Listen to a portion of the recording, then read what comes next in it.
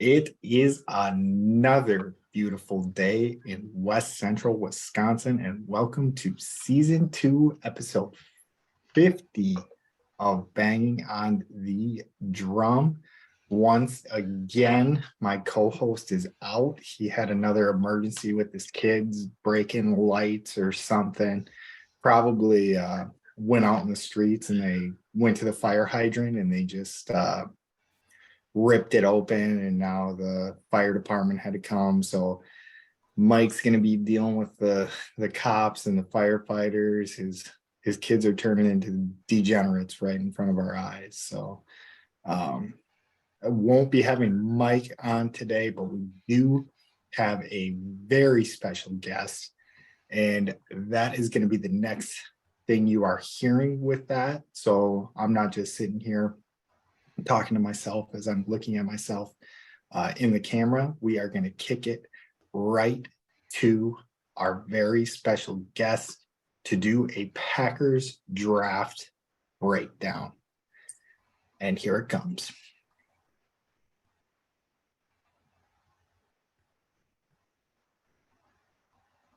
Now, welcoming to the show a very special guest. First time on the show, this guy has been just amped and ready to go for the Packers draft. We are bringing on Michael Douglas Doherty to bring us through the draft. How you doing, Michael Douglas Doherty? Doing great, Pat. How are you doing? I'm doing pretty well. Sorry, we don't have my co-host M Dog on today. He's kind of on our show. He's kind of the draft guy. He very much enjoys the draft and looks into it a little bit more than me. So I apologize that you'll just be dealing with me today. But I'm just gonna kind of let you cook on this stuff. And if you He sounds flaky. Yeah, his kids are just degenerates. Oh yeah, makes sense. Yeah, they've been naughty lately, so he's just not a very good parent. Yeah, I think it's the parenting. It's the parenting fault for sure. Probably the dad. The mom probably does what she can, but it's the dad's fault. Yeah, he's pretty lazy, Dad. All right, you ready for the banging on the drum warm-up questions here? Yeah, I think so. All right. Who is your favorite Ninja Turtle and why? So Michelangelo, because he's the funnest one. Everybody else is a little too serious about everything. So Donatello, like too serious about science. Like I can't deal with that. Raphael takes everything fucking personally. That not my dude, right? Like just fucking quit being a snowflake, deal with the shit that comes and be done with it. And then Leonardo, he's the leader, so he has to kind of take everything seriously, right? Like he's supposed to be the responsible one. Mike's just a fun one. I like that. Yeah, and I think Mike goes with the flow as well too. So I notice when you're the leader of something, I've had to be the leader in a few occasions in my life, and then there's people who just tend to not like you because you're the one with the reins. But I feel like Mikey Angelo, not that guy. He's a good member of the team. If you had to blend your Ninja Turtles in percentages, what would you say in your personality they would be? I'm trying to do kind of a four lenses thing, but I'm going to do Ninja Turtles. Okay, so four lenses. So like out of the four Ninja Turtles, what percentage do I fall under for each one? Yeah. Oh man. So I would say that predominantly I would be like Donatello and Michelangelo. So those two are probably my two highs. And Michelangelo is probably pretty up there for me. So like the go with the flow piece of it, I can do that pretty well.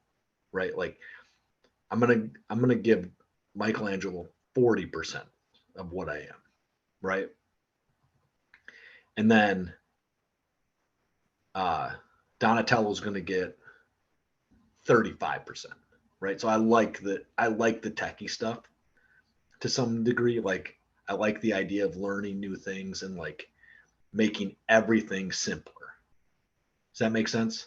And I think Yeah, that's no, what Donatello is for sure. Like I love that, like the process of that stuff.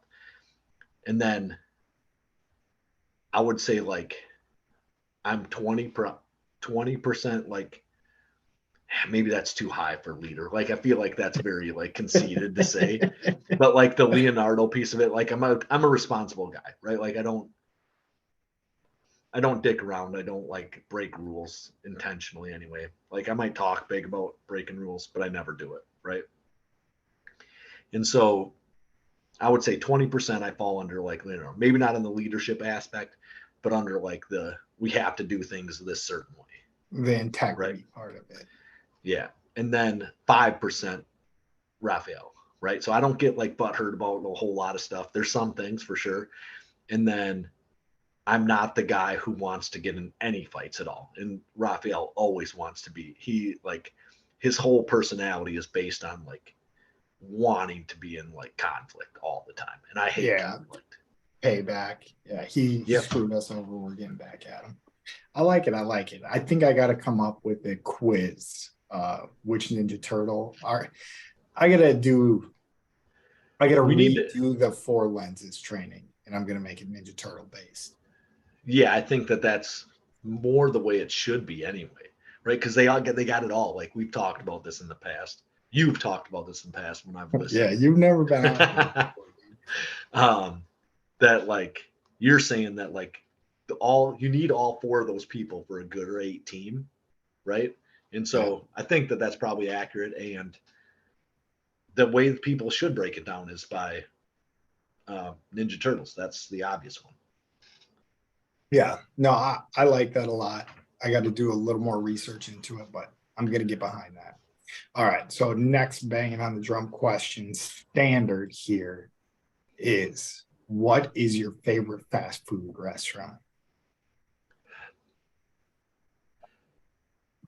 I would say probably like a Taco Bell, right? And I know that that's a common answer on your podcast here, but I like Taco Bell because, and I hated Taco Bell for a very, very, very long time. Like found it to be like the worst place you could go eat. But now I enjoy it because you don't eat tacos at Taco Bell. They tricked me into thinking that you do eat tacos at Taco Bell by calling it Taco Bell. But tacos are not what you eat at Taco Bell. You get something off the dollar menu. My personal go-to favorite is the cheesy bean and rice burrito.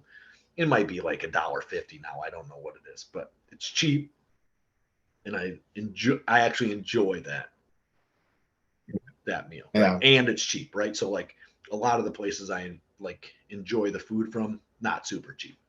Like Five Guys is great, not super cheap. Culver's is great, not super cheap. Yeah. The Culver's and Five Guys are not super fast. I think Right. Culver's is like the last strand of fast food that I would still call fast food without an asterisk by it. But Five Guys definitely gets an asterisk in my book because they don't strike me as fast food. The only thing fast food about them is you go up to the counter, and you order at the counter. But Yeah.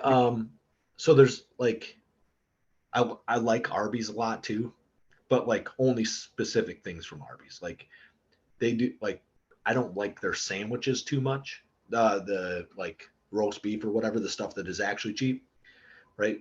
I like the buffalo chicken sandwich from there. I like the gyros they have there, but it's all the 2 for $6 stuff. Like I never go there unless they have something good on their 2 for $6.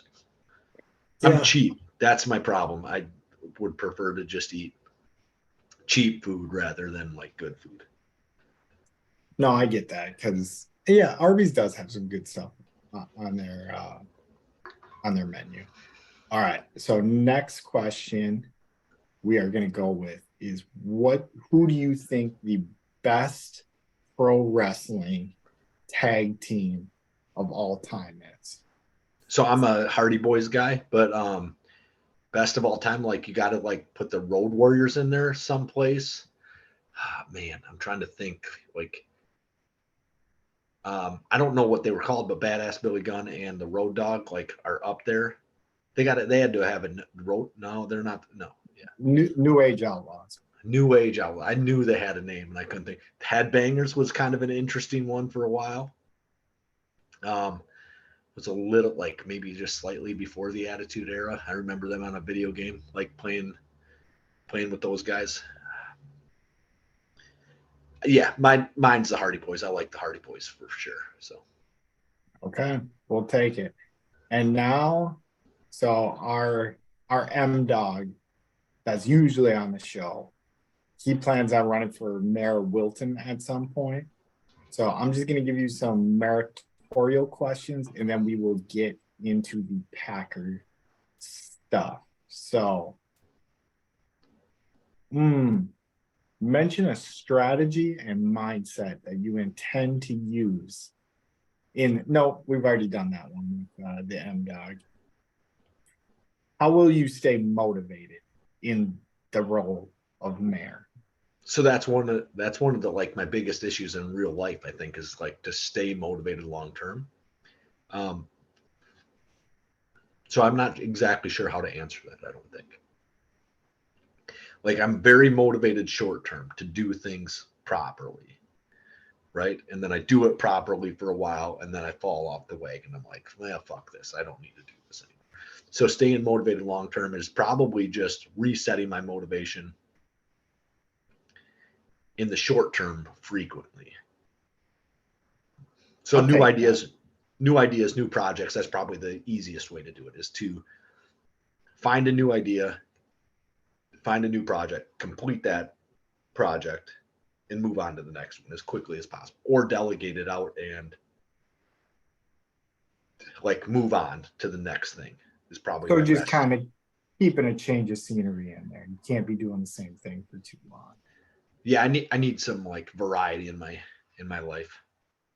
Okay, I like it. Um, you're a Wisconsin guy, born and raised. So with that, we've had some bad news come over the last let's call it 15 minutes. And I know you were tuned into it. Um, what do you think about the Bucks game today? What do you think about the series going forward with the Heat taking a 3-1 lead after they beat the Bucks 119 to 114? Well, so I mean, I do think the Bucks can win 3 games in a row. This might be the first time. No, it's probably not the first time all year they've lost back-to-back games. But I don't understand how Miami is shooting the way they're shooting. It doesn't make any real sense to me. And if they shoot like this, they can beat the Bucks for sure. Like if they are just dominating, um, I do feel like you need to do something different with Jimmy Butler. He puts up what 55 plus, so it was more than 55. I think he hit late free throws, put him at 57, 56. 58, 56. So like, I don't know. Hopefully he's tired next game. Let's play tomorrow. Yeah, it was definitely a Jimmy Butler show tonight. He did play 41 minutes, goes 15.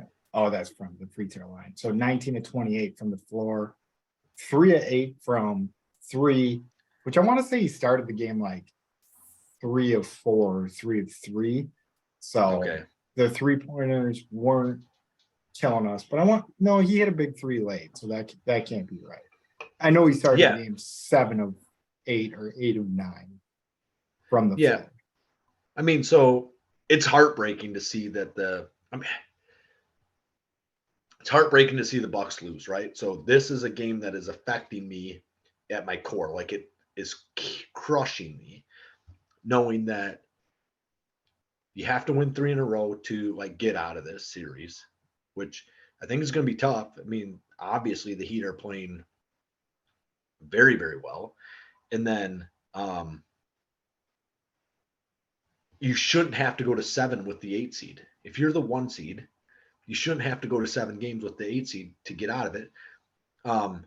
They didn't even have the opportunity to close out before Philadelphia did, right? So like it just feels really bad. It, like gut wrenching, sick to my stomach type like feelings, like anger. at the Bucks for being like fucking incompetent. I don't know. It's tough for me to deal with at the moment. Yeah, and they kind of pissed down their leg in that one because I would agree. they, I don't know. I want to say it was about a 10-point lead, maybe 11-point lead going into the fourth quarter. Then they get outscored 41-25. And it looked like we like held strong with the onslaught of what Jimmy Butler did. Because in the first quarter, man, he was unstoppable. Second quarter, it looked like we started putting Giannis on him a little bit more, which slowed him down a little bit in the second quarter. Third quarter, the Bucks were humming. Gave us a pretty comfortable lead, and then had just a comfortable lead until about, what would you say, like 8 minutes left in the third quarter, or even less than that. The Bucks had, I would say less than that. I think it was down to like 4 minutes, and we were like still up 5. so looking at this thing, so we were with 6 minutes and 9 seconds left, we were up 101-89. And then Jesus Christ. then then the Heat in 3 minutes went on however many points to catch the Bucks and go up 1, and then took it over with less than a minute left in the game, where they seemed to be hitting everything, and the Bucks seemed to be scrambling for their life, not getting good shots, not playing smart basketball to finish out the game. But when Jimmy Butler hit the shot, the go-ahead shot, we were actually watching it together. So the very special guest and I, Michael Douglas Doherty, and it looked like the roof was going to come off the building. We were talking to each other, but you could just see the way, because they took the lead on that fast break out to Butler, kind of broken play, fast break, dunk, put it away. But whatever, we're going to get done with the depressing news. You got any closing thoughts on it? Yeah, so the Bucks get the game 3 loss, and then the Brewers get a loss back-to-back games. First time all year. Lose to Detroit 4-2 within like 5 minutes of each other. Very disappointing. Yeah, not the best, but that's going to be how we're touching the Brewers today. So this episode is going to be Packers draft loaded, and I'm going to let you take over the screen, Michael, and show us what you're going to be doing with us today. So I'm going to be your dedicated Jamie, and I will look up whatever you need, hopefully quick, usually not. Yeah, so I think that we'll be all right. I can look up a lot of stuff kind of in my own time and in my own screen as well. But what we're going to be doing today is a 7-round mock draft. It does have the most recent Aaron Rodgers trade in there, which the Packers. Oh, fuck. We didn't even touch that. Get on that. Hit that. Yeah. So the Packers received the 13th overall pick and switched that out with the 15th. So it's not like we have 2 first-round picks. We swapped them because they're a little ahead of us. They gave up Aaron Rodgers. They got the 42nd overall pick and the 207th pick, which I believe is a 6th rounder. And they're getting a guaranteed second rounder next year.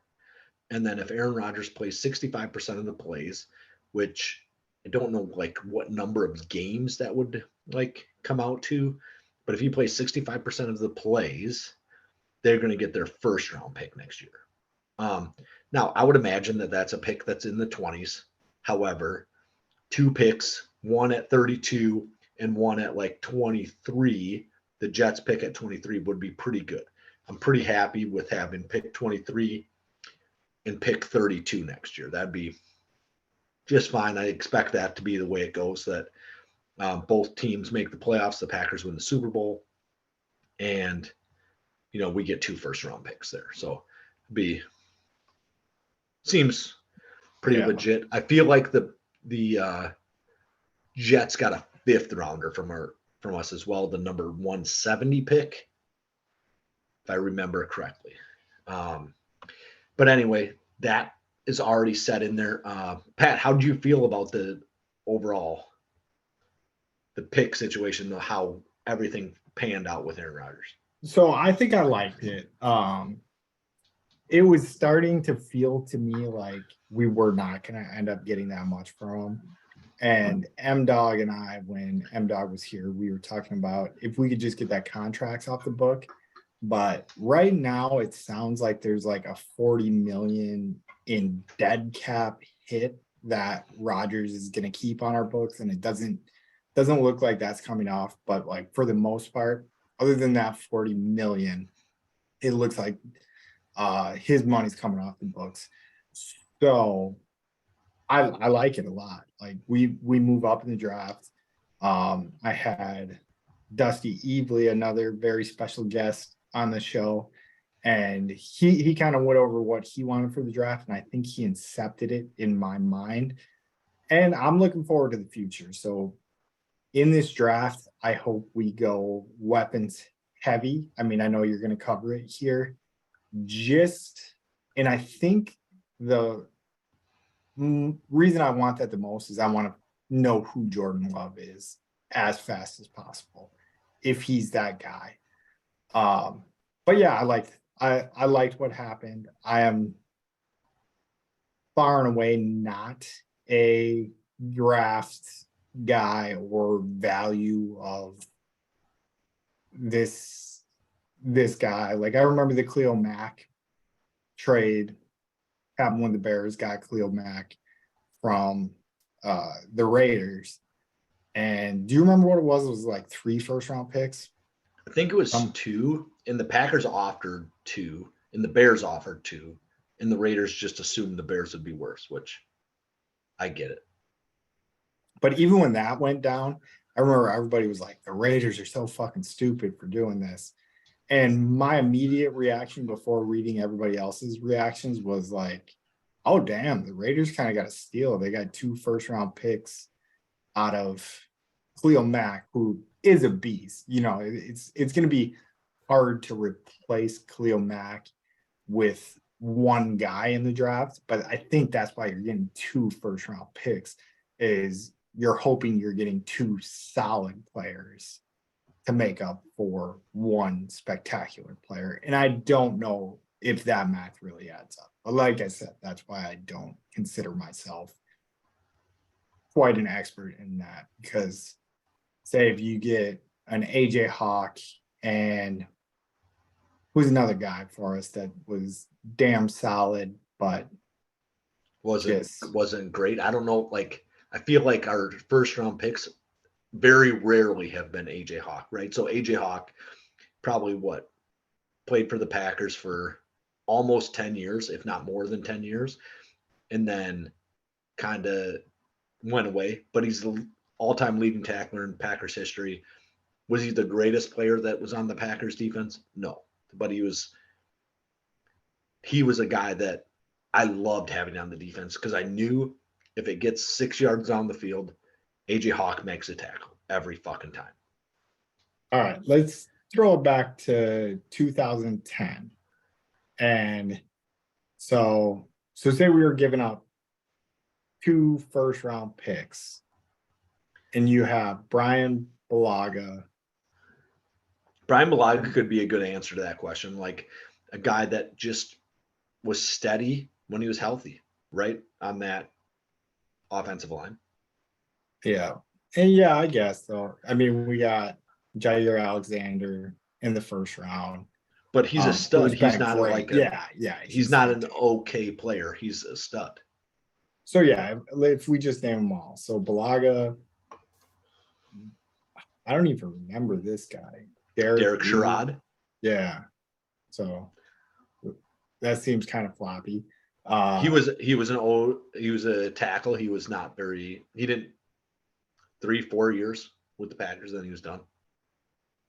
Nick Perry. Okay, right? Okay, I would probably say that he is a bust more than he is a player long term. Like Does he make a second contract with the Packers? I don't think he does. Dayton Jones, Doesn't make a Clinton second, Dix. no second contract. Yeah, but I feel like Clinton Dix. Like, say if you get Clinton Dix and AJ Hawk for one spectacular player. I don't know. I'm spending too long on. Here's what I feel like is the absolute, yeah. Here's what I feel like is a really big positive for the way you made this trade, right? So you made a trade for a player that you feel like you don't need, right? It's not that Aaron Rodgers isn't better than Jordan Love. I think that no one's going to argue that Jordan Love is not the player that Aaron Rodgers is, right? But he is a player that we got 2 first-round picks to trade the other quarterback in the room. We got 2 first-round picks for that. That's not true. More a second likely, round, a second-round pick and a first-round pick is what we got, right? Rodgers has to play 11 games, a little over 11 games to get that. So I mean, it should be. So even if he plays 13 and sits like all of like the third quarter, right? Like he probably still makes it to that point. But what we're giving up is we're giving up a player that is definitely better in the short term. But we have a guy that we think closes that gap enough that moving up 2 spots could be a big deal. And then getting a first rounder next year sets our team up long term to be very, very successful. Now, I don't know if picking at like pick 20, where the Jets will probably finish with Aaron Rodgers, right? They're not going to win the Super Bowl. That'll be the Packers' job. But having a pick 20 and a pick 32, I don't know if that like changes what your franchise is. But like having 2 picks in a draft that there's going to be good players in, I think is really, really positive. I think moving up to 2 spots is strategic. And I don't know if that's strategic to move out of those spots or if it is strategic in order to like actually draft a player. So the way I'm going to do this draft stuff here tonight is that I'm not going to trade anything, right? So I'm not willing to trade whatever's going on. There's going to be no trades. There are going to be things that are offered, and we'll just like click through those because I don't think that's genuine to like a mock draft. So I get that there's offers that come through.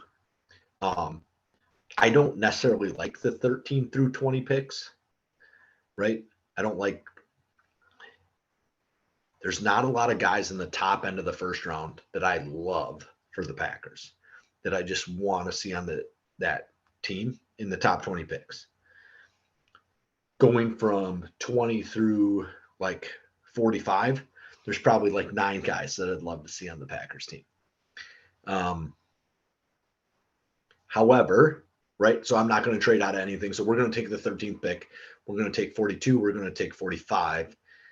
And then our next up is 78. The goal here will be what I imagine will be something along the lines of 2 edge rushers, 2 wide receivers, 2 tight ends, an offensive tackle, an interior offensive lineman, a defensive tackle, a safety, and then probably late a quarterback. So that's not in any order. That'll be kind of how things break out.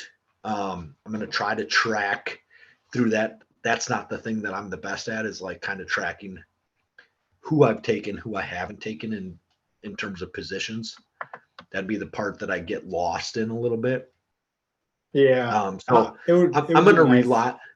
I'm going to rely on Pat to make sure that I'm like, if I try to take 3 wide receivers, he's like, well, hold on a second here, Mike. You've already taken 4 of those, so please don't take another one.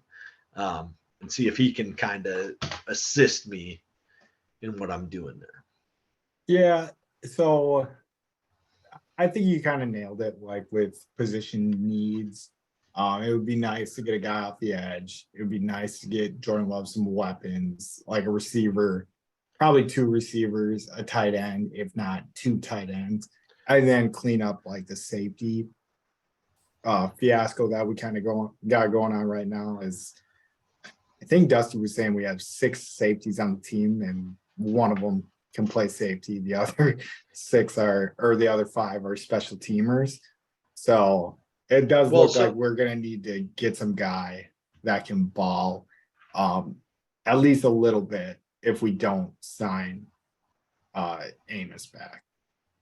Yeah, and I would imagine that we're going to be able to make a little bit different moves here, like moving forward now that Aaron Rodgers trade is done. So, and you were talking about salary cap stuff,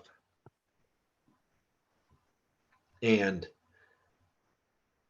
I read today. Now, like I don't know like how true it is. I didn't dig into it. I didn't go into like whatever site has all the like salary cap info, but 3 million comes off the books this year, which is a plus, right? So got rid of 3 million bucks. That's a positive. We already knew there was some dead cap that was coming with the Aaron Rodgers trade, and then 40 million next year is the way it looks.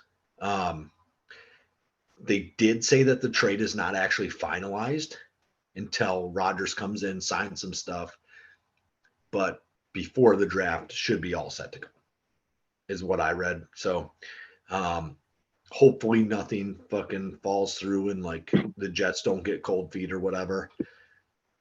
My personal opinion on the thing is like that I think that it's a pretty even trade for 2 years of what is Aaron Rodgers. I mean, I guess hopefully 2 years of what is Aaron Rodgers, because in 2024 you never know if he comes back. So like Brett Favre had an injury late in his career that caused him to like retire. I think the Vikings thought they were getting more than 2 years from him, right? And probably didn't. So I shouldn't say probably didn't. They did. They got like 1 3/4 years. And so I can't guarantee 2024 because we could end up with a 2nd-round pick if he gets a torn ACL in week 2, right? And just can't play football, which I'd be fine with too, right? I assume that if Aaron Rodgers can't play football for the Jets, that 2nd-round pick is probably right around where it is this year, which is the 13th pick. So in that one, it would be the 45th pick or something, whatever it is. So I'd be fine with that. I'm pretty comfortable with a good 2nd-round pick. Like I said, this year, I like the 2nd-round picks. And with that, I'm going to kind of get into the actual mock draft. So let's go. And then I think one other thing that I haven't really mentioned is that I'm going to try to go off from the players the Packers actually visited with, right? So from the players that they either had interviews with at the combine or were brought in for the visits here recently. So yeah, to clarify, you're trying to get as many of these picks right as you can get ish. I guess I feel like that's what I'm trying to do, right? But I think that that's the type of players the Packers are going to take, right? Is the players that they've met with. Now, like a guy like Alexander, Yair Alexander, like they met with him at the combine, but they didn't bring him in for a visit. Like he says they never even talked to him. Must have like kind of forgotten that they talked to him, would be my assumption. But like they did, it just was way early in the process, right? And so I think like there's guys like that fall to you that you kind of need to take. Now, so right, what we have up right now is the Chargers are going to give us Austin Eckler and pick 21, like for pick 13. I would probably do that in a heartbeat. Yeah, that would probably like I'd pull the trigger on that, no problem, right? We're going to reject that because we're going to take the picks that the Packers actually have. I think moving to 13 was strategic in some way. Dalvin Cook, another guy that I like would love to have on my team. Awesome player. But I'm going to tell the Vikings to fuck off because they're the Vikings. They don't get nothing from me. I probably do not take this. I like the Cole Kmet in there. 53, 61, and 64 would be like moving up a lot of picks. I probably wouldn't include 78 in this. If you want to pick 13, you'd have to give me all that shit if you're the Bears. So And they're let's out just too. make sure to, yeah, you're clarifying, but I would say right when these trades come up, just make sure Chicago Bears are offering this, and this. Just to keep everyone's headspace clear. I know if I was listening, I'd be like, cool, Matt. And then I would have to roll so my Rolodex in my brain of who's offering me this trade. Yeah, Chicago Bears are offering me 53, 61, 64, and Cole Kmet, right? I'm going to reject that. Like I said, I don't think it's genuine to do a mock draft and then make the trades because you don't even know what teams will offer, right? And so right now, what we have on the board is our top. I'm going to go with our top 4 because those I think are like our real opportunity for who we're going to pick here. Bijan Robinson, super talented running back out of Texas. Devon Witherspoon, probably the second best corner pick in this draft. Jackson Smith and Jigba, who wide receiver out of Ohio State, probably the most coveted player in like Packers fandom, right? Like that's the guy we all want. And then Peter Skoronski is an offensive tackle from Northwestern. And I think what the Packers and I can go through the next 3 too, because I think it's kind of important. You have Nolan Smith, who's an edge rusher from Georgia, super talented player. Slightly undersized, but super talented, super intelligent. Darnell Wright, an offensive tackle from Tennessee. Peter Skoronski seems like the guy here. They say he's got short arms, but I don't know that really matters too much. And then we have Brian Branch, a safety from Alabama, who slightly undersized and then like goes down to like a nickel type player is what he kind of projects out to. And that's kind of the important piece is what do you project out to? With this pick, like oddly enough, I think I'm going to take Peter Skoronski.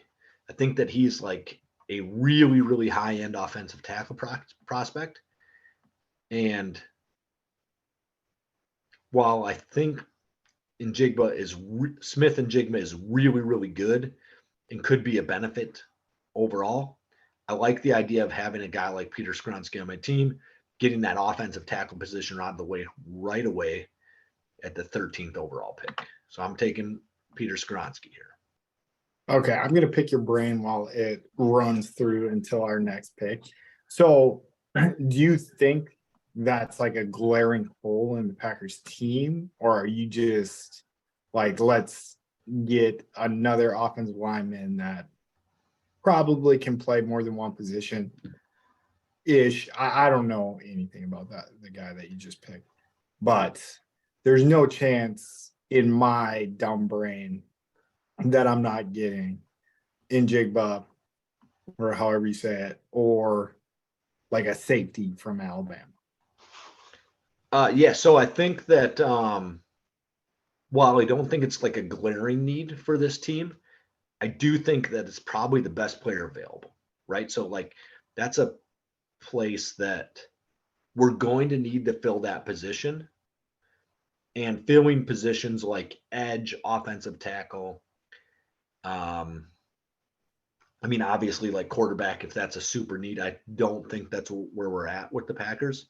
I think Jordan Love is filling that need, right? Yeah. No, I mean, it just surprises me, especially like Northwestern, but I just don't think that the Packers take skill position players in the first round is a big piece of it, right? So they don't take guys that can be found in later rounds at those spots, right? And they've found a few like offensive linemen in later rounds that really have panned out what appears to be well at the time. But for the most part, like edge rushers, offensive tackles, if you look back at Packers drafts, the vast majority of their first round picks are either edge rushers or offensive tackles. I feel like we've had a few corners come through there when corner was an absolute glaring need, right? When it was so obvious we needed a guy that, like, it was kind of ridiculous, right? But that's the only time it feels like we've taken somebody outside of that edge rusher versus offensive tackle. And so I think that they're just taking the best offensive tackle on the board at the time. No, and you're probably right. The Packers are going to pick the most boring but best player available. Like, that pick makes me want to yawn a little bit, but looking at my big board here, is he was number 5 on it, and you got him at 13. Yeah. And so he's a really highly touted prospect, and then like the kind of the knock on him is that his arms are a little bit short. So I'll take that. Like, I think that who gives a shit? Worst case scenario, a guy with shorter arms, you move into guard and he dominates at guard, right? And that's kind of what I was thinking, with Yep. maybe being able to play more than one offensive line position. But right. So I'd be pretty happy with that. Paris, he's from Ohio State. Paris Johnson maybe is a really good prospect as well, from that could really easily end up in Green Bay. I do think that you could take an edge rusher there. If one of those like top end edge rushers falls, I think it could easily be that. But I don't think that we're going to be reaching on a wide receiver. And I think there's some wide receivers that are going to be available later. Or I don't think we're going to be reaching on a tight end, because I think that they're going to take that with one of their second round picks, right? All right, let's see it. So the Packers have 2 trade offers here, 47 and the 2024 Washington 5th from the Commanders, right? We're going to get rid of that. Pick 69, the second rounder and the third rounder from the Los Angeles Rams. Going to get rid of those. They want to pick 149 and 42 for that. We're going to deny both those. And I think I would deny those either way. These are the picks that I'm really enjoying picking when I'm doing mock drafts all the time.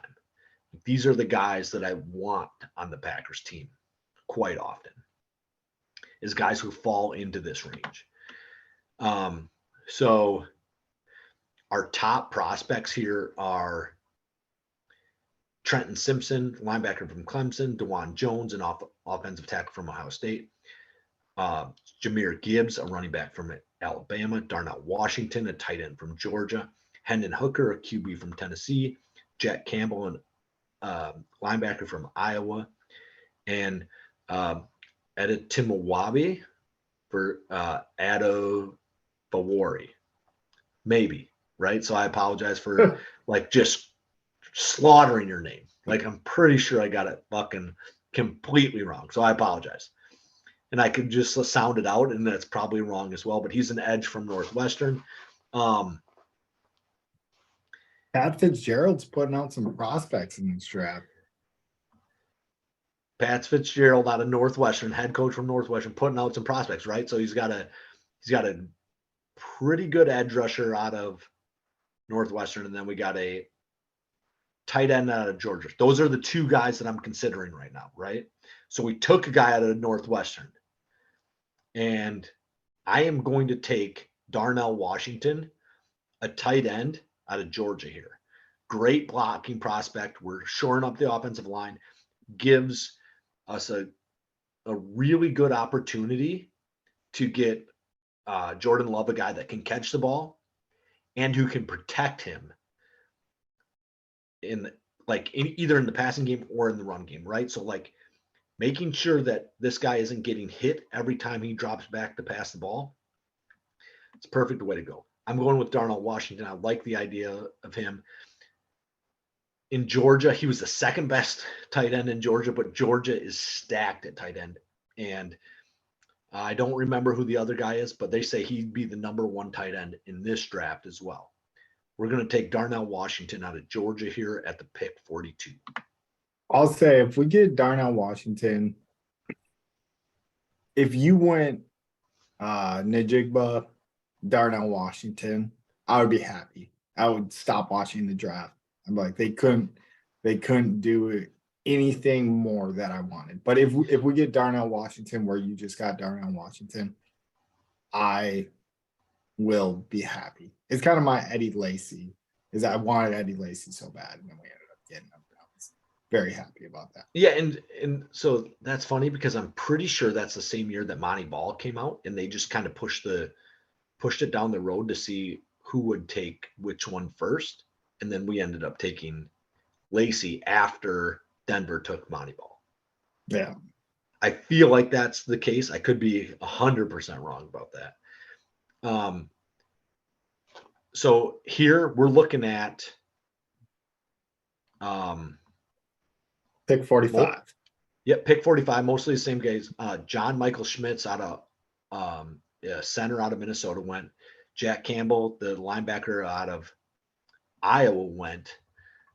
So we're going to go Northwestern heavy, which seems a little bit scary, right? But we are going to take the edge out of Northwestern.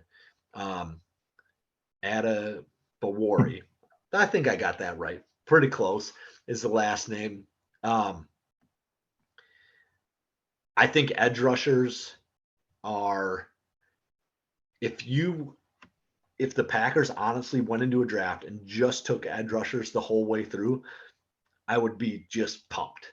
I would be so excited about the draft. I'd be super happy. I can't remember if they said that.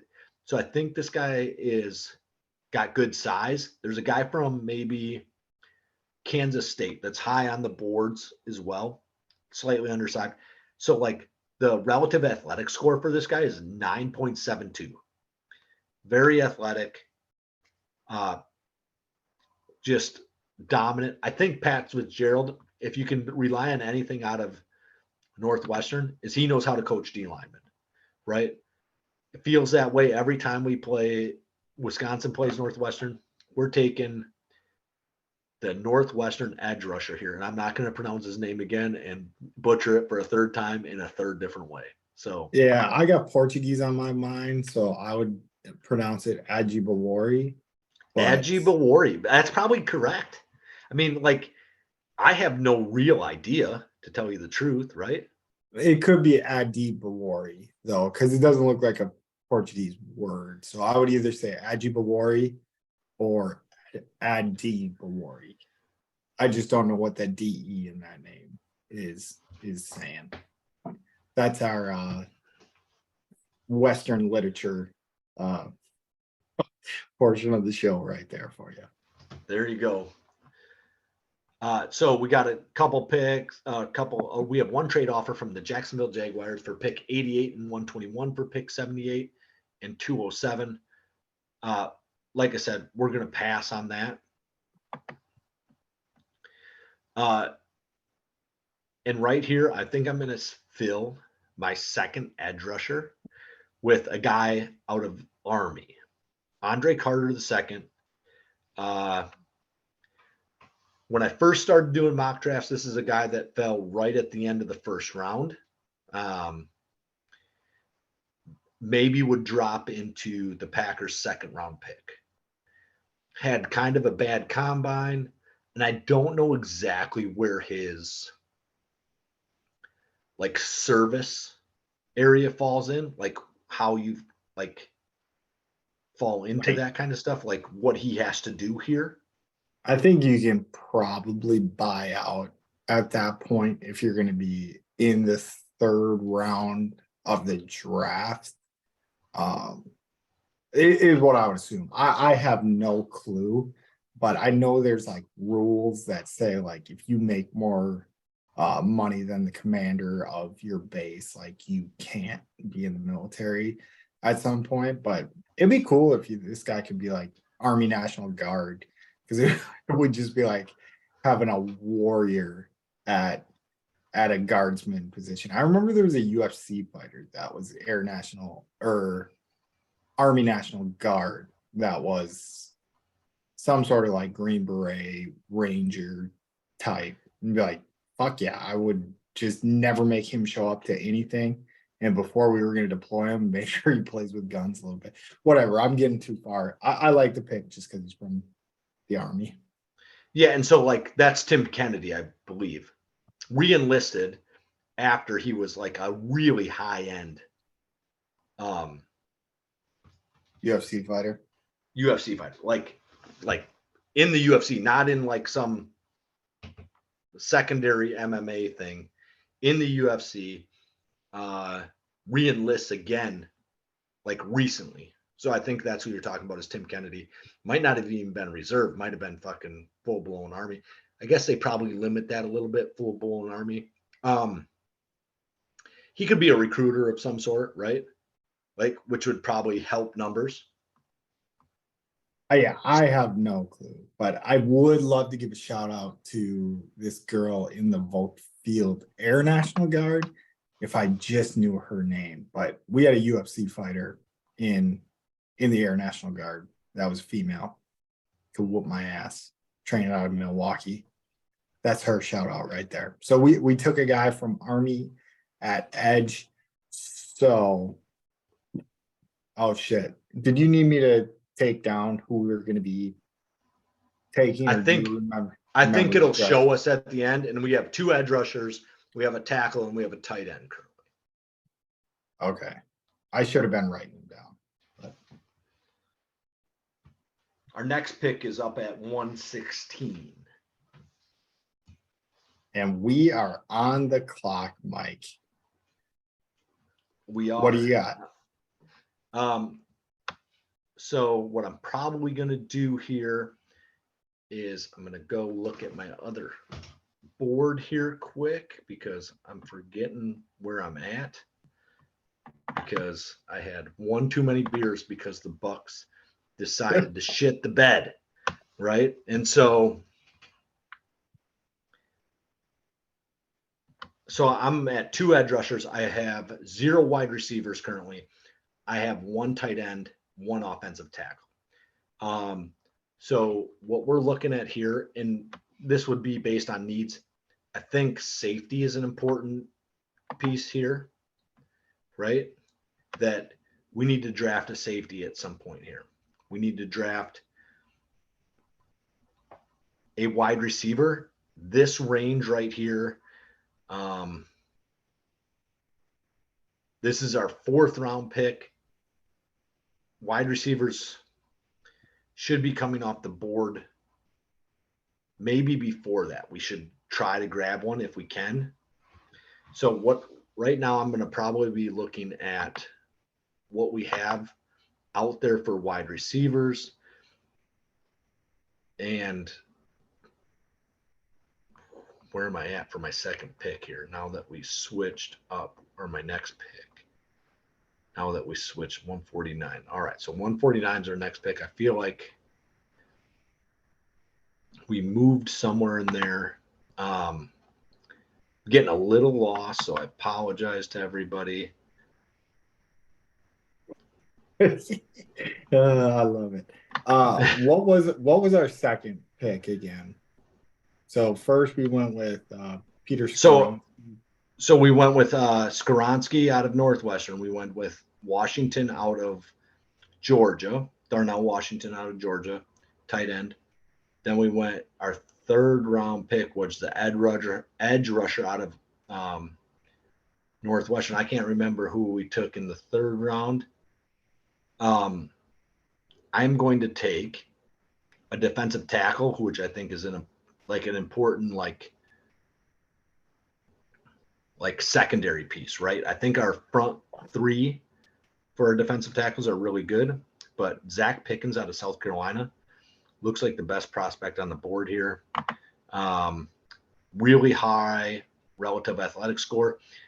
Might be like slightly undersized at 291, but I think putting on 10 to 15 pounds, he probably took that off to run the 40 anyway. Defensive tackle out of South Carolina, we're going to take Zach Pickens. All right. Like it. So Zach Pickens. All right. I'm almost caught back up to where I should have been. Zach Pickens.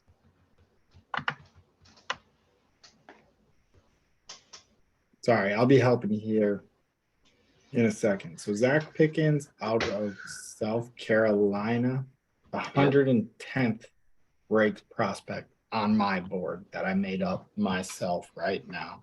So currently we have tackle Peter Skoronsky out of Northwestern, tight end Darnell Washington out of Georgia, edge rusher Ajig Bawari out of Northwestern, edge Andre Carter out of Army, and then Zach Pickens, D tackle, South Carolina. So no receivers yet, Mike. No receivers. Well, so we're going to fix that right now. We're going to take Parker Washington, who is small, right? So he's like 5'9", but he's 204. He's not like small in the sense that he doesn't carry any weight, but he is only 5'9". And so he's a guy that I've heard some pretty good things about. I think that he can produce at the next level. So that's where we're going to go in. Is this round 5 already? Or is it we still in round 4? I don't know. No, we're in round 5. Yeah. So round 5, we're going to take Parker Washington. So Parker Washington out of Penn State. Washington, a wide receiver in a running back's body, like Mike said. The 5'9", 204 pounder can still be a weapon out of the slot with his ball skills. He dropped just 8 of his 154 career catchable targets. So I'll take that out of my slot. So right now, my concerns in your draft are, I think I would have flipped it. I know your theory here lately is that receivers are kind of starting to turn into the running back position where they're somewhat of a dime a dozen. But it just seems like we need to go out and take someone sexy right off the board. And I think, personal opinion, is the Packers are going to get a receiver right off the bat. And I think it's going to be kind of a spiteful thing. Like, I feel like there was always something in the office that was supreme faith in Rodgers being able to turn anybody out. And now I think with Love, they're going to be like, we want to see what Love has early. But we are to pick 207. What do you got, Mike? All right. So I'm going to like counter your point there just a little bit. And I'm going to say that Christian Watson would have been the number 1 overall pick, or not the number 1, the number 1 wide receiver in this draft pretty easily. Okay. Right? So that's where you're saying. Okay. So I don't think that taking like whoever you pick here, if you were going to take a wide receiver and with pick 13, you're getting your 3rd best wide receiver right there. And I don't know that that's a need. I like that. That is a good point because I think Romeo Doubs is really good. And I think that Christian Watson is really good. And maybe that's where like I'm missing the boat on Jackson Smith and Njigba, right? Is that he, while would be an awesome, like absolutely awesome 3rd wide receiver, even Samori Toure, I like him. I think that he's a plus wide receiver. I just don't think he's had the time to develop. Now we got 3 second-year guys. One of those guys is going to be damn good, right? One of them, for sure, will be damn good. I just don't know that I don't know that it'll happen like. Yeah, Watson's already that guy is going to be damn good. Like, I think that's like a foregone conclusion. But what do you got in pick 207 here? So I'm going to take, and this is a homer pick, and it is going against what I said, like 2 edge rushers, 2 tight ends, 2 wide receivers. That's what I want here. I'm going to take a homer pick, and I'm going to do something that I probably shouldn't do because the last time that we drafted a Wisconsin linebacker, it blew up in our face. But I think Nick Herbig, while undersized, just figures out how to play football really, really well, right? He doesn't have the exact size that teams want. He's last in the pick 207. This is a guy that I am taking at 207, 100 out of 100 times because he knows how to play college football super, super well. This is a guy that I need to take, Nick Herbig out of Wisconsin at pick 207. If you knew he was going to be on the board, would that have made your decision at the edges earlier in the draft any different, or does that? No, I had an idea he'd be on the board. I mean, so like, I don't know if like in actual reality he lasts this long for like the actual draft. I would assume that somebody takes a flyer on him earlier than this. And if they don't, and Packers pass on at 207 and whatever their next pick is, I'll be kind of pissed. Yeah, I should have had that up. But yeah, I would think if you do a guy like that late in the 6th round, that yeah, you might go with the skill position a little bit earlier. But I think you already know like where my gripe is. I think we're gonna pause here for a second, Pat. Okay. Our very special guest is out taking a quick poop break, and he's also going to be the guy editing this, I think. So I'm going to see if he catches this. So if he doesn't, you can just laugh at him in your car because he doesn't even know that this is happening. And we are back from our short break. Mike just took a big old dump, and now he is good to go. Yeah, you called that a short break. I mean, I was probably on the toilet for a good 15 to 20 minutes. So, yeah, it was a rough one. You wipe standing up or sitting down? Always sitting down, but it feels like it's a marker down there, just can't get it clean. Yep. Keep wiping that brown marker. Yep. All right, we are at pick 232, and our next pick is going to be at 235. And what are you looking for here, Mike, at pick 232? So currently we have a tackle, tight end, 3 edge guys, a wide receiver, and then an interior defensive lineman. So I'm looking for a safety or a wide receiver here, I think. And we're going to go. Yeah, and honestly, neither guy is really neither position is really jumping off the page at me. I do have a few guys that are kind of late that they've had come into the facility or they've been talking to. So I just got to make sure that those guys are hanging around draft wise in here. I did see a guy like Jordan Howden, who's a safety out of Minnesota, went. I saw that he went.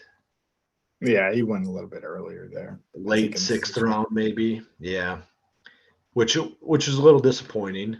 I was hoping to be able to get him in a few of these picks here. So let's see who we're looking at here. We could be looking at our quarterbacks, right? So the guys that they had brought in were Logan Bonner and Sean Clifford. Logan Bonner out of Utah State. I don't think we need another Utah player coming in. I'm not sure that we need another Utah or Utah State guy from. We already have Jordan Love. I think that'd be Sean Clifford is the Penn State quarterback. There is a corner out. Oh, he might be off the board as well. So Jeez Louise, we are running into some issues with this the late picks here. Took an edge too many too early. An edge too many too early. Yeah, maybe, right? I'm gonna just check on. I'm gonna check on the tight ends, and we're at one tight end, right? Currently, I did not take two. Yep, we only got Darnell Washington. All right, so we're gonna take Josh Wiley out of Cincinnati here. Two Cincinnati tight ends on the board, or on the Packers, not on the board. Yeah, Degura is out of Cincinnati as well, right? Mm-hmm. And then we are right back to it. So we went from 232 to 235. And we are going to take a wide receiver out of Cincinnati as well, Trey Tucker, guy that came in for a visit. And we're going to be right back up here at 242. Who was the last pick that you just had? Trey Tucker? Trey Tucker, yep. He doesn't even show up on my. That's probably not good. There's a Sean Tucker. There's a Tucker Kraft. No Trey Tucker. So I'll have to write that one in. Wide receiver, Cincinnati.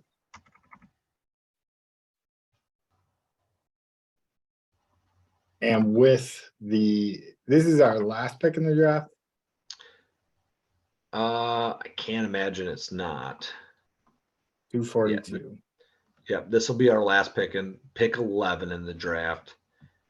I feel like what I have done is I have missed interior offensive linemen, right? These are guys that I have not addressed yet. So we're going to take Javon Gwynn out of South Carolina. All right. And then we still have one pick left. Are you sure? Yep. 256. All right. Good deal. We need it. More picks, the better. Right? There we go. We're going to find somebody that makes the team right here. Tommy DeVito. Runs the offense, right? Illinois quarterback that I feel like he was in college for 10 years. But they weren't all with Illinois. Who are you looking for now? So I was looking for Evan Hull to make it like a Northwestern, like all Northwestern team. Evan Hull, running back out of Northwestern is kind of what I was looking for. Sounds like such an awful idea.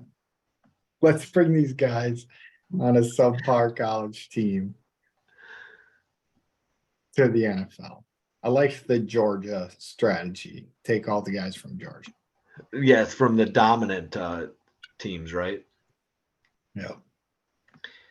And so I'm trying to think like kind of which position I've kind of passed on through here, and I'm just can't really identify it off the top of my head. So you just took an interior lineman. I missed that one on my big board. But other than that, you have 2 wide receivers, 2 tight ends, 3 edge rushers, 1 interior defensive lineman, and a tackle. So I think this is house money. You kind of covered every area other than safety. I think if we're looking for Mr. Irrelevant, I guess he's not going to be the draft's Mr. Irrelevant. Might be looking for safety or. It would be nice to see a safety come through here, and maybe you reach on a safety and take one at pick 78, even if there's a better player available, because of the amount of need that you have there, right? Yeah. I do think that you could easily take a Tommy DeVito here. There's 2 tight ends that are the top ranked guys here as well. And then it looks like a couple of defensive tackles that are right there. Now, my personal opinion is that defensive tackle, edge rushers, offensive tackles, that's where like you really hit your home runs in the draft. I think you can find those guys relatively late. So I'm going to take DeAnthony Jones out of Houston, which is an edge rusher here, just to really bolster our defensive line. I don't know that I always expect all these guys to make the team either. Yeah, especially when it's a draft with 11 players. So it does give you your little breakdown here. So read it off for us, Mike. All right. So round 1, we have. Why is this not moving on me? So round 1, we got Peter Skoronski. Round 2, Darnell Washington. Round 3, Adibawari from Northwestern. I think I said it a third different way. I like that, a Dibawari. Yeah. It's either a Jibawari or a Dibawari. Round 4, I got Andre Carter II out of Army. He's an edge rusher. Round 5, Zach Pickens. Parker Washington at pick 149, wide receiver out of Penn State. Nick Herbig, edge rusher out of Wisconsin. At pick 207, pick 232, I got Josh Wiley, a tight end out of Cincinnati. Pick 235, I got a wide receiver out of Cincinnati, Trey Tucker. Pick 242, Jovan Gwynn, an offensive guard out of South Carolina. And pick 256, DeAnthony Jones, an edge rusher out of Houston. And so I think that at the very least, the early rounds of this are very exciting. So even if you decide to take Jackson Smith-Njigba, who is a wide receiver at pick 13, if you fall into Darnell Washington, the tight end from Georgia, and I can't even say what I said last time, Adibawari, an edge from Northwestern, those 3 picks would have like me going from 6 to midnight pretty easily, right? Skoronski, good offensive tackle, love that pick. Tight end, give Jordan Love a guy to throw to over the middle. He's fast, super athletic, can block, huge. Does it all. Huge, does it all. Adibawari sounds like a guy that can really get after the quarterback and kind of has the perfect size, could be the opposite long term for Rashawn Gary, right? So I'd be really excited on Friday night if this is where we went with our draft. What do you think, Pat? Yeah, I have too dumb of a brain to realize like how smart of a draft something could be. To me, with the ones that I got written down and then what I can see from what you got, I do not mind going with a tackle right away if you know he's going to be a guy that's going to be around for a while.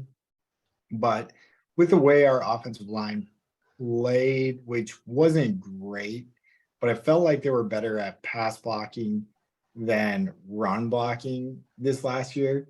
So I guess I don't think I would have addressed that as early, but I think where you got Skoronski, probably I'm saying it wrong, is great value and is definitely something the Packers would do. So what you were shooting for there, I think is right. I think in my fan dumb brain head, I'm definitely going with Njigba. And then if we get Darnell Washington, like I said, I'm gonna be happy, and then you can do whatever you want throughout the rest of the draft. And just the way that it unfolded, I've never done what you just did in the draft simulator. What website did you use, Mike? So this is Pro Football Network. Um, there's another one out there that's really good, and like Pro Football Focus is really good too. I think they charge for a few things, right? Yeah, And so basically, what I did is yeah. use the free one. But just like I thought you did a really good job. I just where some of the guys like fell later, I was like, oh shit. Well, we could have skipped on drafting Andre Carter from Army if we knew Nick Herbig was going to be there later. But that's another dumb fan brain in my moment. Like if we get Herbig, I'm going to be super happy. And just because I've got to see him play enough to know that he's good. But other than that, I think you covered all the positions. It looks like what we would have to do is go out in free agency to get that safety. I don't know what the Buda Baker situation in Arizona is looking like, but maybe we can make a play for him because he doesn't seem like he's happy there. Um, Yeah, now oh that we yeah, got 2 first-round picks, I think that you could swing that for sure for Buda Baker. Like yeah. So that's the way I feel about it. I could be wrong. and Adrian Amos wasn't our best player last year, but he's still, he'll suffice. He'll fill a role. We haven't re-signed him yet, but maybe that's like if they avoid the safety position in the draft, maybe that's where we would have to go there. But overall, yeah, I think this would definitely help the team. I'm never going to be a guy that's begging for a first round tackle though, which I admit I'm dumb. Like so that's on me. Yeah, I don't know that I'm begging for them to take a tackle, especially since I think that like Zach Tom and oh shoot, Yeah. now I can't think of the guy they just signed. They re-signed him just recently. He's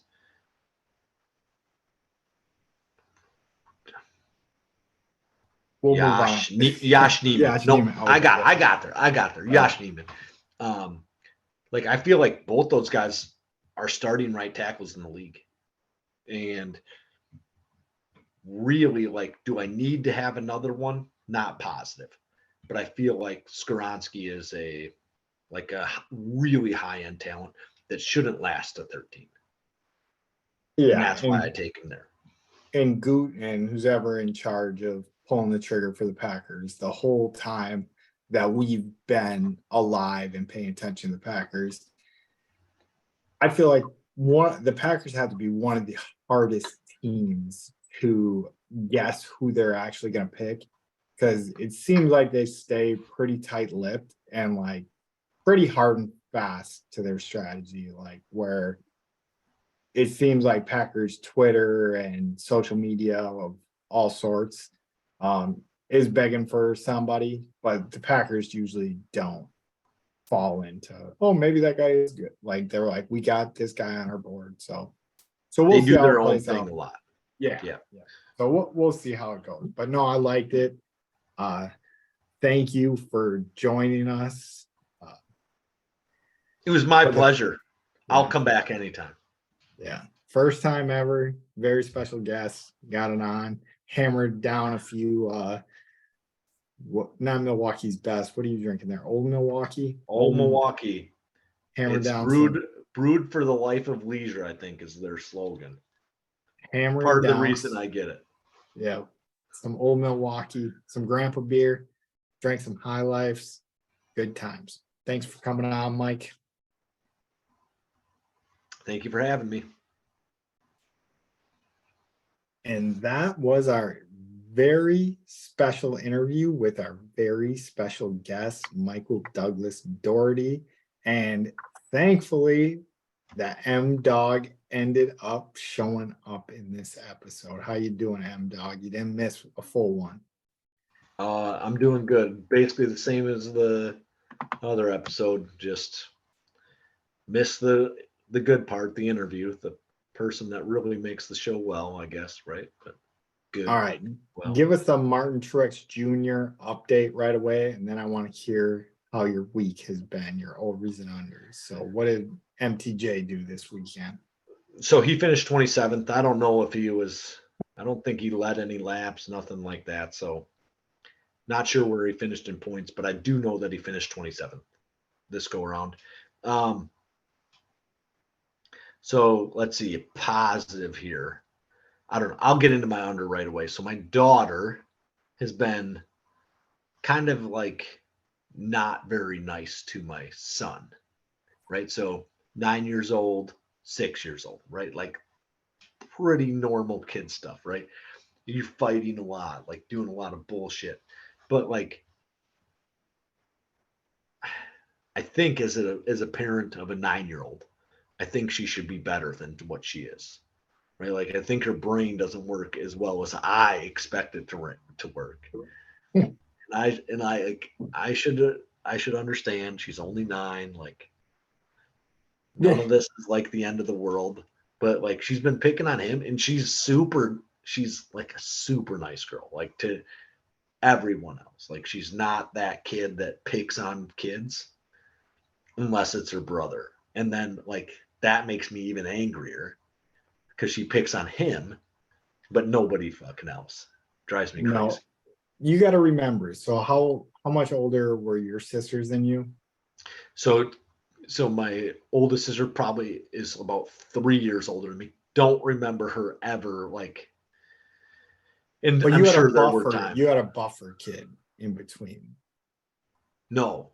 So my older sister, and then me, and then my youngest, right? So like I'm in the middle. And so Gina and I, my younger sister, we hated each other.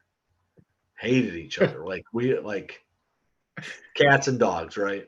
And so, but Katie and I don't remember that being the case. My mom and dad probably thought very differently of it, but Katie or Gina and I were a problem, right? I remember like my dad making us sit in the kitchen and hold hands for like an hour and just look at each other. Like couldn't say nothing, couldn't do anything.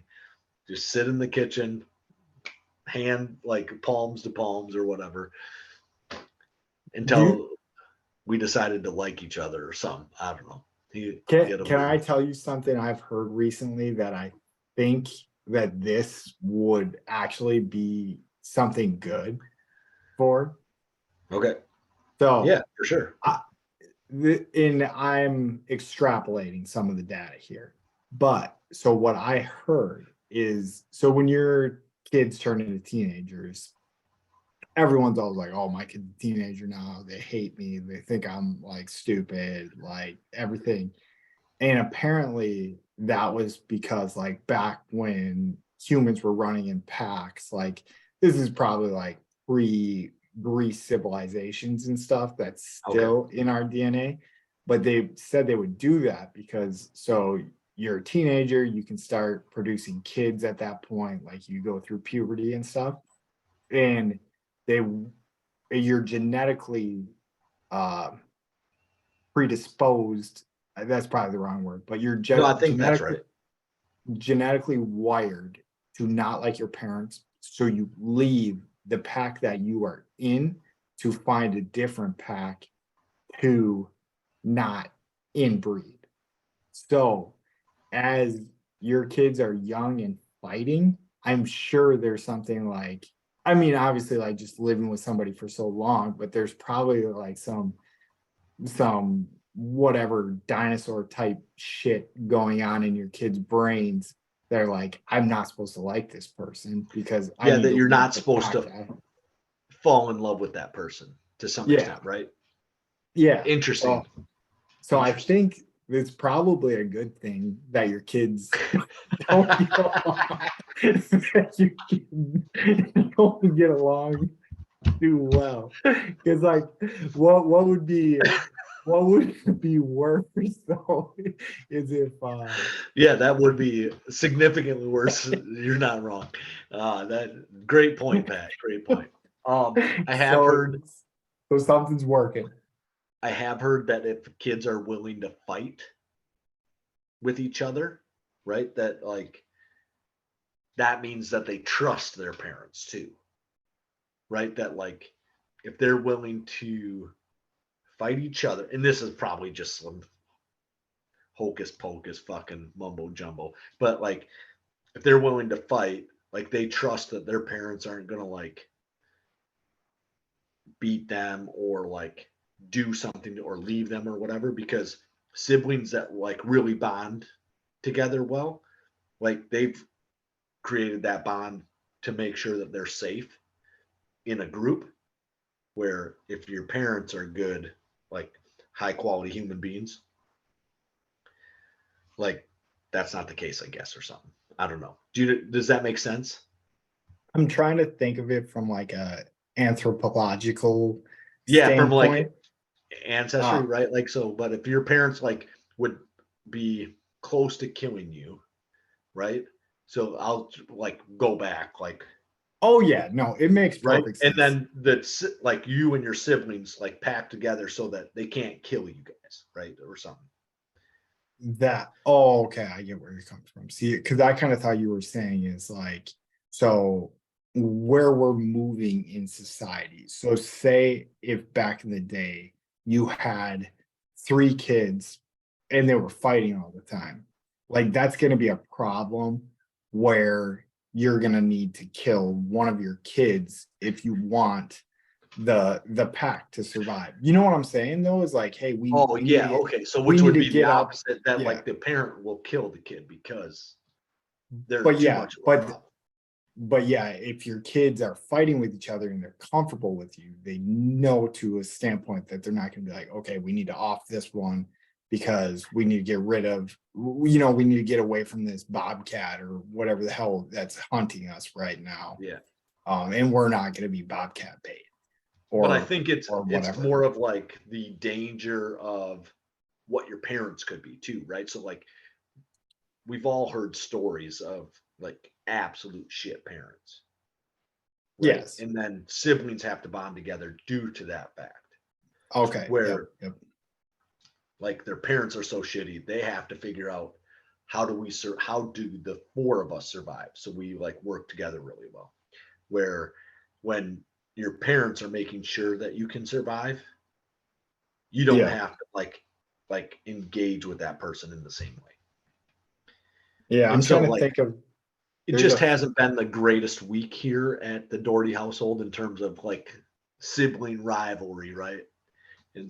so You're trying to um make sure you don't got Lyle and Eric Menendez uh yeah, that are just gonna like murder me, right? waiting That's on the who we're roof, talking about, is they just waiting like on the roof brutally for murdered you. their parents. Yeah.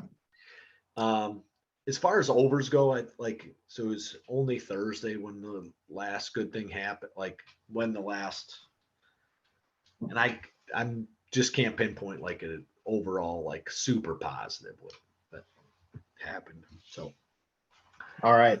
I'll roll on to me then because I've had an absolutely great work or great week. So I'm gonna start with my negative, which isn't super negative, but it grossed me out. So I was getting ready to go to the gym, put my pre-workout into like a shaker thing, filled it with water from the fridge, shook it up, did whatever. I usually drink it on my way to the gym or like right when I get in the parking lot, just try to pound it.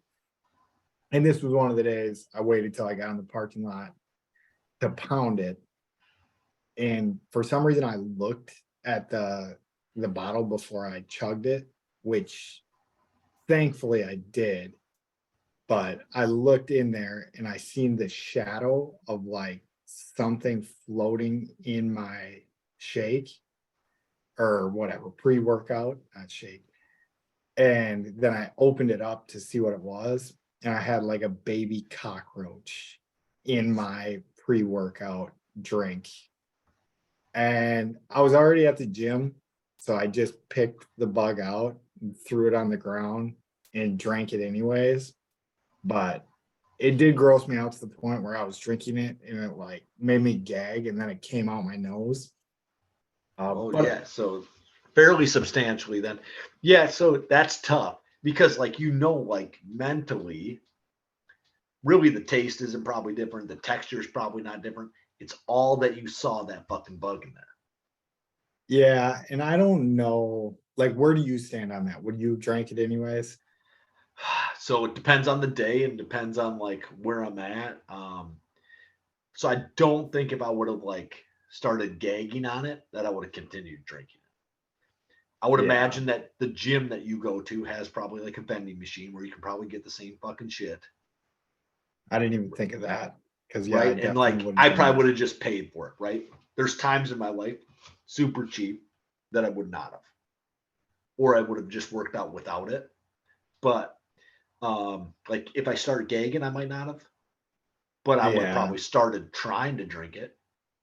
No, yeah, there was some cheapness involved because I was like, oh, I got expensive pre-workout. Like, I don't want this to Yeah. be like a bad scoop, which is probably like $1, which isn't really that bad. But yeah, I guess if I But would have like, thought, and then I got the placebo effect of like, I need this pre-workout before I go into this gym. But do you that's all. keep your pre-workout with you No, or do you keep because it at the house? I keep it at the house.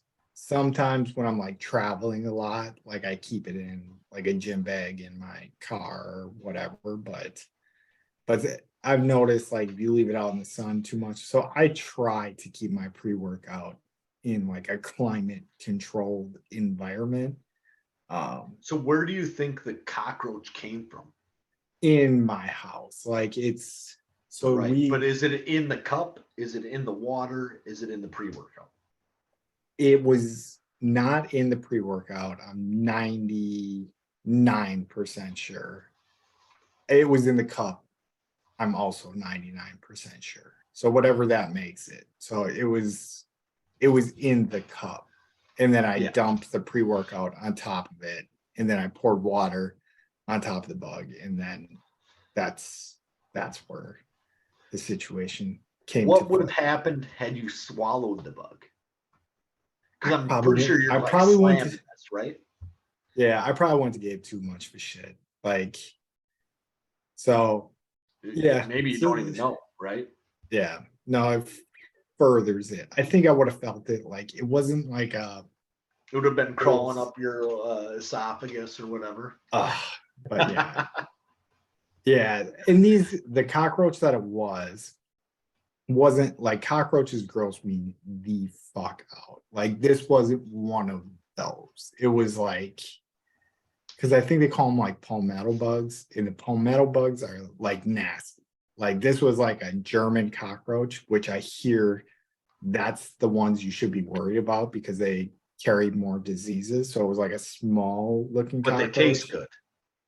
good. Yeah, apparently they didn't taste bad. That was my under the bug. So then for an over, it was my anniversary weekend this weekend and just all around good weekend. So my anniversary was on the 23rd, which was a Sunday. So we decided we would celebrate mostly on Saturday. We started out in the morning. My wife actually was in a fitness competition through her gym, which is just a bunch of crazy people that like to work out way too much and give way too many high fives.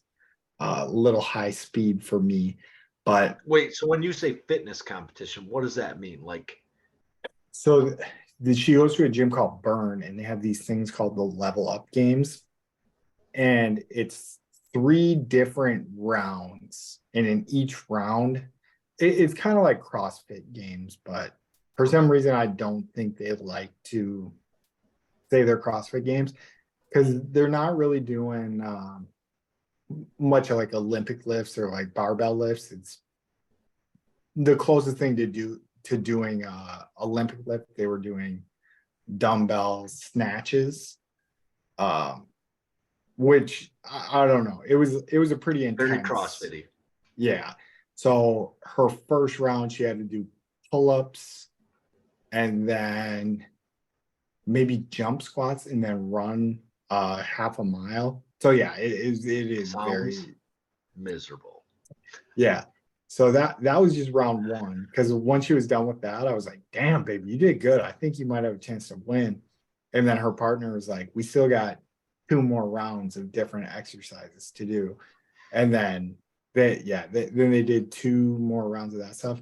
Anyways, long story short, she ended up winning the whole, her and her partner ended up winning the whole entire thing. There was like a Oh fun, yeah, yeah, I know. nice. Yeah. Yep. Linda Manina is jacked. She is, yeah, it was impressive because the only thing that I'm kind of disappointed that I would put as kind of an under, I stayed for the whole competition except for the award ceremony. And she told me to leave. She was like, I'm not gonna win. But like my eyes were kind of telling me, like I was like, they weren't updating the standings as they went. It was just like added up at the end. I was like, I think they got a pretty good shot at winning this stuff. And they raised like $2,200. My wife's team, not like the whole gym raised $20,000 for Oh, the nice. Muscular Dystrophy Association, MDA. But yeah, my wife's team raised 2,000 like $100 or something. They took second in the fundraiser, and then they took first in the competition, and then they added it up, and they ended up taking first overall of the whole thing. So that was pretty cool. And then her partner in it knew the chef at like one of the nicer restaurants in Tallahassee. So she got us reservations for our anniversary night. And we had like a special table there. And Very cool. it was amazing. It was one of the best dining experiences I've ever had in my life. I'm not too much about like your $60 steaks or whatever. I think my meal was like $38. So it's not like super ridiculous, but anyways, it was very good, and it was very, the service was on point. Like they were very much making you feel special. We walked in the door, the lady said, "Ah, you must be Gabriella." And I was like, "Are you kidding me?" Like, but I guess so. My wife was wearing a necklace that said Gabriella, so she pulled that off, but I'm still kind of impressed That by so yeah, that that's because I don't notice that stuff. me neither. That's pretty good out of it. Like, I mean, you see good waiters and shit like that, but like that's impressive. Yeah, the hostess was great. They gave us free champagne. Yeah, and yeah, one of the best meals of my life. I'll give it that. Savor or savior or savor. I don't know. I think it's savor is what I couldn't figure out what the name of the restaurant was the whole time I was there. But anyways, great weekend. Would My John we approve? John Yeah, approved. so I hit John up before, so Chef John, uh Jailbird John as well, whatever you want to call him, either or. He's a chef now. He used to be a jailbird. Like most chefs. Uh but I made him pick what I should get from the place. So I sent him the menu before I went there. And then he gave me some like obscure thing to get. And I was like, fuck it. I am gonna get whatever John told me to get. And it was very good. So I was Good work, impressed. John. Yeah, no, that is all John. I was like, I'm gonna go outside my comfort zone, get, I can't even remember what I got, what it's called, but it was very good. Um, but yeah, great weekend. See, at a place like that, I generally like to ask, like, what should I get from like the waiter? Like, if this is a place I've never been, like, just tell me like what I should get. What's the best thing on the menu? And because I'll eat mostly anything, like olives. I'm out on. I don't like olives, but like, even if they told Because me like it we're was like drawing the line. yeah, an olive based dish, I'd be like, well, fuck it, just give it to me, right? Yeah, and I did that as well. And the lady, I think I might have said something like, "Oh, this is what my buddy suggested," and she told me it was her favorite thing on the menu. So Yeah, perfect. all signs were pointing to that. So got it. Was great. Great anniversary weekend. 1 year down. I don't even know. 50 to go. 80s, mid 80s. You're gonna die in your mid 80s, early 80s. I think I might touch 100, dude. I'm built different. Strapped with a Whopper. I'm good to go, man. Yeah, but so So like maybe when you're like 95 and like you get your like one erection for the year, that might cause a heart attack if you got a Whopper, right? yeah, it'll be pulling a lot of blood. So Right. So it could be an issue. yeah. Yeah, No, well, I fully expect to make it to 150. I figure in the next 50 years, which I should live pretty easily, 85 or 87. Shit. Um, by 87, I think I'll live to 87. And then in those 50 years, a lot of science is going to come inside there that like makes life super easy. I'll probably be almost as fit as I am today at 87. yeah, they'll be like having an experiment that's sending us old people like pumping pumping us to stay alive into like outer space. Yeah, Yeah. it'll be cool. I do intend at like 65 or 70 to start smoking and doing steroids though. So we'll see how that goes. 65. I like that. Yeah, Yeah, that's a like good age to about the pick up time I smoking. retire, about the Yeah. time I retire, like I've heard smoking is pleasant, Yeah, right? it's And fun. then like steroids should keep me relatively fit as long as I do something. Yeah, we're good Steroids to and go. smoking at So 65. yeah, so then we probably have at least 60 years to go. So live till we'll say till we're 100. So whatever that would be. We'll call it 2100. So I'll be 110, she'll be 111. So whatever that brings us to. But Yeah. that will wrap up our show for today. So we had our special guest, Mike. You missed out again. It was a great guest. Broke down the Packers draft.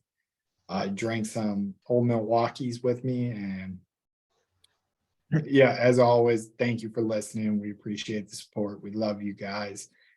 And then we'll let Mike M Dog take it to the house. For oh shit, I forgot it. For all you haters doubting the Brewers, the Bucks, the Badgers, or the Packers, you can eat our shorts. Roll it. You guys suck. Ah, I fucked it up. It's suckers. I said haters. God damn it. It's the old Milwaukee's talking. This episode was brought to you by Old Milwaukee. You got to hit pause too, or stop.